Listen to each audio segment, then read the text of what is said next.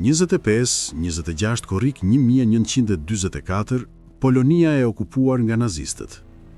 Një burr vraponte nëpër një fushë të errët duke mbajtur një valixhe që përmbante sekretin më të vlefshëm të Hitlerit. Pas tij, 4 të tjerë vrapojnë nëpër natë, secili duke shtrënguar valixhet e veta. 19 valixhe gjithsej.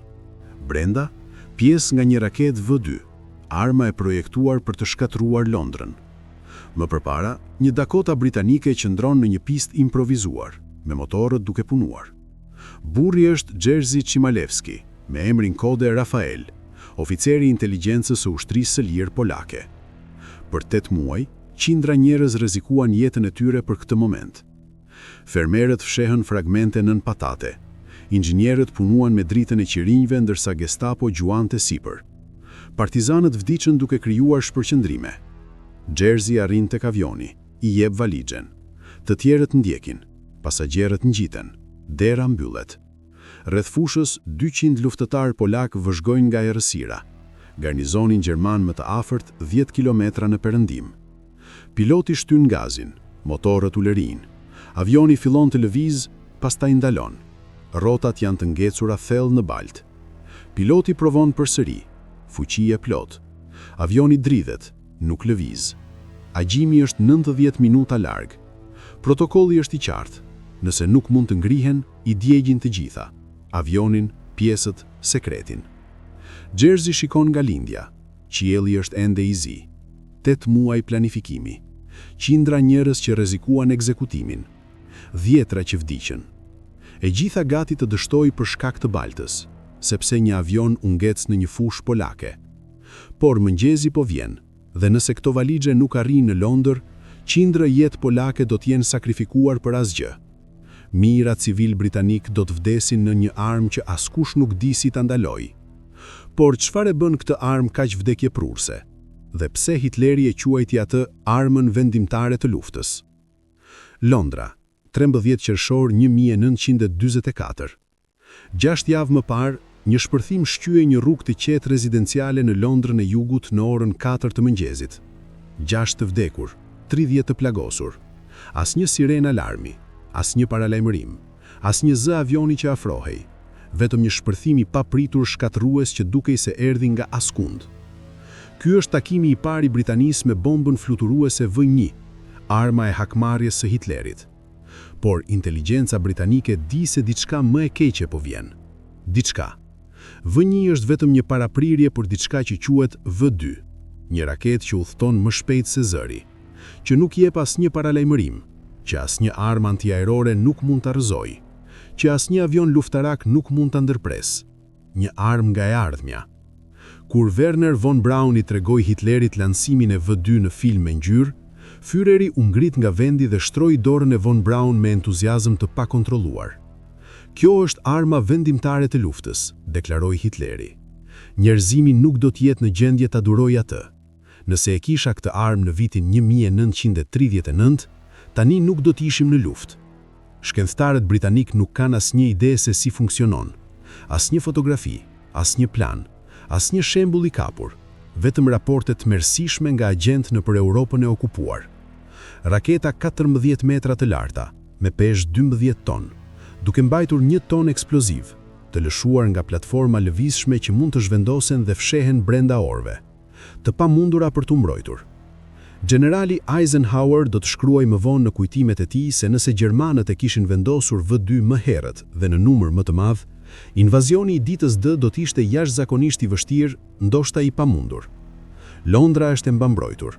Mijëra civil britanik do të vdesin nëse dikush nuk mund të kuptojë se si funksionon kjo armë, si udhëheqet, si furnizohet me karburant, si mund të ndalet. Kabineti i luftës britanike është i dëshpëruar.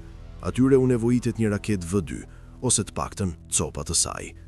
Por si e vjedhësh një armë top sekrete nga zemra e Gjermanisë naziste? Përgjigjja e kësaj pyetjeje ndodhet pikërisht tani në 19 valixhe, në një fushë polake pranë një avioni që nuk mund t'i shpëtojë baltës. 80 minuta deri në lindjen e diellit. Piloti provon përsëri, gazi plot. Dakota dridhet më vonë, por nuk lë as centimetër. Jerzy dhe ekipi zbresin e errësirë, fillojnë të shkarkojnë gjithçka, valixhet së pari, pastaj pasagjerët, kanaqet shtesë të karburantit, furnizimet, çdo gjë me peshë. Avioni tani qëndron më i lehtë, bosh, por ende i ngecur. Rreth pistës, 200 luftëtarë të ushtrisë së lirë polake vëzhgojnë në heshtje. Ata rrezikojnë ekzekutimin, vetëm duke qenë këtu. Çdo minutë që kalon, rrit rrezikun.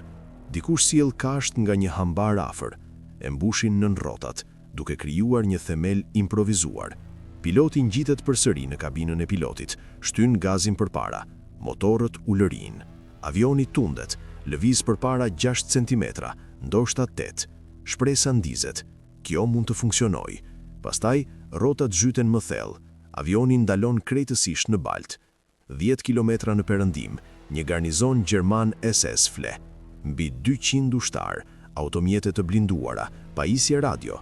Nëse dikush dëgjon motorët, nëse një patrull vendos të hetojë zhurmën, nëse një kolaboracionist vendor raporton aktivitet të pazakont, gjermanët do t'jenë këtu në 15 minuta. Dhe ata nuk po kërkojnë vetëm luftëtar rezistence anymore. Për javë të tëra, Gestapo ka qenë duke gjuajtur për diçka specifike. Raportet e inteligjencës sugjerojnë se polakët po planifikojnë diçka të madhe, diçka që përfshin programin V2. Gjermanët nuk dinë saktësisht çfarë, por ata po vëzhgojnë, pritin. Jersey qëndron pranë valigjeve, vëzhgon avionin e palëvizshëm. 8 muaj pune po shpërbëheshin për shkak të motit dhe tokës së butë. Kapiteni Kati afrohet atij në heshtje. Kemi ndoshta 1 orë para se të humbasim errësirën. Pas kësaj, nëse avioni ende nuk lëviz, nuk do të kenë zgjidhje tjetër, ti djegin të gjitha dhe të ikin. Por ndërsa këta burra mundohen me ngucë të lirojnë një avion nga balta polake, mendoni për atë që ndodhi në të vërtetë. Një rrjet rezistence në Poloninë e okupuar, mori pjesë nga arma super sekrete top e Gjermanisë naziste, i çmontuan ato, i fotografuan, i analizuan, i transportuan në përvend, të gjitha nën hundën e Gestapos. Si është kjo e mundur? Dhe kush planifikoi diçka kaq të çmendur? Varshava, nëntor 1943. 8 muaj më parë, në një qytet nën okupimin brutal nazist, një takim sekret zhvillohet në një bodrum në një kishë të shkatyrruar. Burrat e mbledhur këtu përfaqësojnë Ara Krojva, ushtrinë e lirë polake, lëvizjen më të madhe të rezistencës në Europën e okupuar, mbi 400.000 antar, një shtet nëntoksor që operon në hije, gjykata nëntoksore, shkolla nëntoksore, gazeta nëntoksore, një nom i tërë që refuzon të zhduket. Ata kanë arritur atë që shumica mendonte të pamundur. Matematikanët polak thyen kodin Enigma para lufte dhe ja dorëzuan britanikëve. Agentët polak infiltruan objektin e kërkimit nazist në Pinamunda dhe dhanë inteligjencë që çoi në bombardimin e tij masiv nga Rafi në gusht 1943. Tani inteligjenca britanike ka dërguar një kërkesë urgjente. Gjermanët kanë zhvendosur programin e tyre të raketave dikund në Poloni. Gjeje. Burri i asiktuar për të drejtuar këtë mision qëndron i qetë në cep. Jerzy Shmilvki, me emër kodi Rafael, 30 vjeç, pamje e zakonshme, lloji i njeriut që do ta kalonte në rrugë pa e vënë re. Shikuar 2 herë, por ai zotron diçka të rrallë, një kujtesë fotografike. Tregoi një diagram teknik një herë dhe ai mund ta vizatoj përsëri nga kujtesa muaj më vonë. I përsosur për një oficer inteligjence, i papërsosur për një burr që kurrë nuk do të harrojë atë që është gati të dëshmojë. Urdhrat e tij janë të thjeshtë. Gjeni terrenin e ri të testimit gjerman, vëzhgoni aktivitetet e tyre dhe mblidhni çdo informacion të mundshëm për armën e tyre të re. Nuk i jepen burime, para, pajisje, vetëm një emër kode dhe një mision që mund të vrasë qindra njerëz. Jerzy fillon të ndërtojë rrjetin e tij, jo me ushtar, me njerëz të zakonshëm, mësues, fermer, inxhinier, specialist radio, burra me familje dhe gjithçka për të humbur. Jerzy rekruton me ndeshmi brutale. Nëse gjermanët e përsosin këtë armë, lufta është humbur. Disa refuzojnë, por shumica thonë po. Jo për lavdi apo pagesë, sepse ata tashmë e kanë parë vendin e tyre të digjet, sepse të mos bësh asgjë, ndihet si të vdesësh më ngadalë.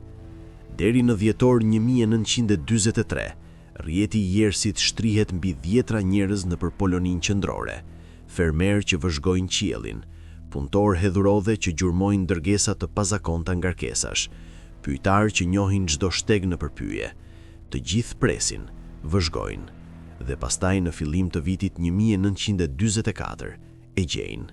Një vend i quajtur Blizna, një ish territor stërvitor SS në Poloninë juglindore, tani i rrethuar me tela me gjemba dhe i ruajtur rënd. Raketa po lëshoheshin nga atje, shpërthime masive jehojnë në përfshat çdo disa ditë. Gjermanët zbrazin fshatra të tëra, duke krijuar një zonë masive vdekjeje. Kullat e vëzhgimit, patrullat, urdhrat për të qelluar pa pyetur. Ekipi i Jersit vëzhgon nga larg ndërsa raketa lëshoheshin ditë pas dite. Plani është i thjeshtë, prit për dështime, kap pjesët para se të arrijnë patrullat gjermane. Në praktik, gati e pamundur. Pastaj një ditë, gjithçka ndryshon. 20 maj 1944, një V2 lëshon nga Blizna, keq funksionon në mes të fluturimit dhe rrëzohet në moçalin pranë lumit Bug. Nuk shpërthen. Kjo është shansi e tyre, i vetmi që do të kenë. 20 maj 1944, moçalet e lumit Bug. Luftëtarët e rezistencës polake arrin në vendin e rrëzimit para ekipeve të kërkimit gjerman. E gjejnë gjysmë të varrosur në balt, 14 metra metal, 12 ton, plotësisht e paprekur, arma më e avancuar në Gjermaninë naziste, duke ndenjur në moçal. Ata punojnë shpejt, mbulojnë raketën me kallam dhe deg, duke e kamuflazhuar nga kërkimi ajror. Për një javë, avion gjerman rrotullohen sipër, patrullat toksore krehin zonën, polakët presin, të fshehur, duke vëzhguar gjermanët që kërkojnë brenda metrash nga çmimi i tyre. Më në fund, gjermanët heqin dorë, duhet të ketë shpërthyer dhe shpërndarur. Sa po patrullat largohen, polakët lëvizin. Ushtarët e regjimentit të 22 të këmsorjes së ushtrisë së lirë transportojnë raketën në një hambar në fshatin Hullov Chita. Inxhinier mbërrin nga Varshava, Antonio Kochen, profesor Groskovski, specialist që punojnë me dritën e Qirinët, ndërsa Gestapo gjuan sipër. Ata zmontojnë 25.000 pjesë, fotografojnë gjithçka, analizojnë karburantin, oksigjen të lëngshëm, studiojnë sistemin e udhëzimit, të kontrolluar me radio, hartojnë kokën luftake, një ton eksploziv, paketojnë 50 kg më kritik në 19 valixhe. Janë para i ngarkon ato në qerren e tij, i mbulon me patate dhe shkon në pikat e kontrollit nazist. Jan Leo Čavić i fsheh në hambaret e tij. Jerzy Chmelievski shkruan një raport 200 faqesh dhe mëson përmendësh çdo detaj teknik në rast se dokumentat humbin. Për 2 muaj, ata transportojnë këto valixhe nëpër Poloninë e okupuar, duke i lëvizur fshat pas fshati, hambar pas hambari, gjithmonë një hep para. Sulmeve të Gestapos derisa më në fund, më 25 korrik, arrin në pistë. Avioni britanik mbrin, e ngarkojnë gjithçka dhe tani janë sërish këtu, ende të ngecur në balt. Piloti bërtet idenë e tij të fundit të dëshpëruar. Sillni drasa, drasa druri, çfarëdo gjë e fortë për të krijuar tërheqje nën rrota. Agimi është 40 minuta larg. 40 minuta për të liruar një aeroplan të ngarkuar plotësisht nga balta e thellë. 40 minuta para se të zbulohen, para se patrullat gjermane të arrin, para se 200 luftëtar polak dhe një ekip britanik të përballen me ekzekutim. As një rezervë, as një plan ikje, vetëm balt, errësirë dhe kohë që po mbaronte. Si e detyroni një avion të lëviz kur keni më pak se 1 orë për ta bërë ose të zbulohet nga ushtria gjermane? 33 minuta deri në lindjen e diellit. Partizanët vrapojnë në errësirë drejt fermave afërn. Nuk po kërkojnë leje, grisën drasa druri nga muret e hambareve, shkulin shtyllat e gardheve nga toka, çmontojnë çdo gjë që mund të mbajë peshë. Fermerët vëzhgojnë nga dritaret, por nuk flasin. E din çfarë është në rrezik. Brenda minutash, burrat kthehen duke mbajtur krah plot dru, drasa, trare, shina gardhi. I vendosin drasat para rrotave, krijuan një pistë improvizuar në përbalt. Të tjerë gërmojnë hendeqje përpara rrotave, duke i dhënë avionit një pjerësi zbritëse për të fituar vrull. Është primitive, e dëshpëruar, por mund të funksionojë. Piloti merr një vendim tjetër kritik, urdhëron ekipin të pres linjat e frenave. Nëse frenat janë disi të bllokuara, prerja e linjave hidraulike mund t'i lirojë ato. Kopiloti, Kazimir Surasier, një aviator polak që ka fluturuar mbi 20 sulme bombardimi, zvarritet nën barkun e avionit me thik. Pret, lëngu hidraulik spërkatet në përbalt. Tani, edhe nëse i shpëtojnë Polonis, do të duhet të ulen në Itali me frena, por ky është problem për më vonë. Tani, duhet të lëvizin. Pasagjerët dhe ekipi ngjiten sërish në bord, valixhet ngarkohen për herë të fundit. Jersey ulet me valixhen në pre, me nyjet e gishtave të bardha nga kapja e dorezës. Rreth fushës, partizanët marrin pozicione mbrojtëse. Disa shikojnë nga perëndimi, duke vëzhguar patrullat gjermane. Të tjerë skanojnë vije me pemëve. Nëse SS-i mbërrin tani, do të luftojnë. Derisa avioni të shpëtojë, shumica prej tyre nuk do të mbijetojnë, por misioni mund të mbijetojë. Kapiteni Kabat shikon orën e tij. Ora 4:02 të mëngjesit, 28 minuta. Horizonti lindor nuk është më i zi, është blu i errët, shenjat e para të agimit. Piloti nuk pret, e shtyn të dyja gazet në fuqi maksimale, motorët ulërin. I gjithë avioni dridhet, rrotat shtyn poshtë në drasa druri. Për 3 sekonda, asgjë nuk ndodh. Pastaj, lëvizje e lehtë. Piloti mban gazet, drasat qahen nën pesh, por mbajnë. Dakota tundet përpara. 1 metër, 2 metra, 5. Po lëviz, vërtet po lëviz, duke marrë shpejtësi në për drasat e improvizuara. Pista improvizuar e drurit mbarohet. Avioni godet sërish baltën, por tani ka vrull. Rrotat bluajnë në për tokën e butë, duke u zhytur, por ende duke rrotulluar. Motorët ulërin me fuqi të plot. Avioni shpejton. Jersey ndjen ndryshimin e ndjesisë. Dridhja ndalon, nuna ngrihet, janë në ajër, duke kaluar me vështirësi pemët në skajen e fushës. Dakota ngjitet në qiellin para agimit, duke u lëkundur nën pesh. Lëngu hidraulik rrjedh nga linjat e prera të frenave, por po fluturon. Në tokë, 200 partizan e vëzhgojnë duke u zhdukur drejt jugut. Qëndrojnë në heshtje, duke ditur që sapo kanë dëshimuar diçka të jashtëzakonshme. Kapiteni Kabat urdhëron të gjithë të shpërndahen, të fshin gjurmët, të varrosin drasat, të heqin çdo provë evidente. Brenda 20 minutash, fusha duket e zbrazët, e papërdorur. Kur patrullat gjermane mbërrin 1 orë më vonë, pas raporteve të motorëve të avioneve, nuk gjejnë asgjë. Por në qiellin mbi Evropën e okupuar, një avion britanik mbart sekretin më të vlefshëm të Hitlerit drejt territorit aleat. Por ja çfarë duhet kuptoni, diçka që ndodhi në panikun e ikjes. Kopiloti i priti linjat e frenave, i priti plotësisht, që do të thotë se tani kjo Dakota po fluturon pa frena. Asnjë. Janë mbi territorin nazist dhe kur të arrin në Itali, nëse arrin në Itali, do të ulen me shpejtësi të plot pa asnjë mënyrë për të ndaluar. Balta ishte vetëm problemi i parë. Tani po fluturojnë drejt një problemi edhe më vdekjeprurës. A mund ta ulësh një avion pa frena? Dhe çfarë ndodh nëse nuk mundesh? Mbi Hungarinë, ora 7:23 e mëngjesit, Dakota fluturon ulet, duke shmangur radarin. Poshtë, territori kontrolluar nga nazistët, depot e karburantit, aerodromet e Luftwaffes, baterit antiaerore. Një lëvizje e gabuar dhe rrëzohen. Brenda kabinës së pilotit, ekipi përballet me një krizë të re. Sistemi hidraulik është bosh, jo vetëm frenat, edhe treni i uljes nuk retraktohet siç duhet. Rrotat varen pjesërisht të ekspozuara, duke krijuar rezistencë, duke djegur karburant shtesë. Inxhinieri i fluturimit improvizon, derdh çdo lëng në rezervuarin hidraulik, ujë, çaj nga një termos, duke përzier lëngje që nuk ishin kurrë menduar të prekin njëri tjetrin. Është e çmendur, nuk duhet funksionoj, por pas një ore, rrotat më në fund retraktohen. Jersey ulet në pjesën e pasme, duke kapur valixhen e tij. Brenda, sistemi i udhëzimit të V2, inteligjenca më e vlefshme të luftës, nuk e ka lëshuar që nga Varshava. Rreth tij, pasagjerët e tjerë ulen në heshtje, e din çfarë po vjen.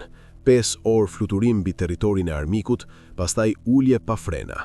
Piloti, nëntëder Colliford, llogarit afërsimin e tyre.